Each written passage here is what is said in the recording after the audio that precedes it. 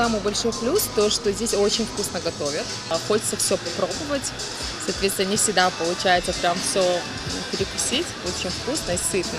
А так уютно, вообще обстановка очень приятная, музыка всегда приятная тоже. И обслуживание на высшем уровне.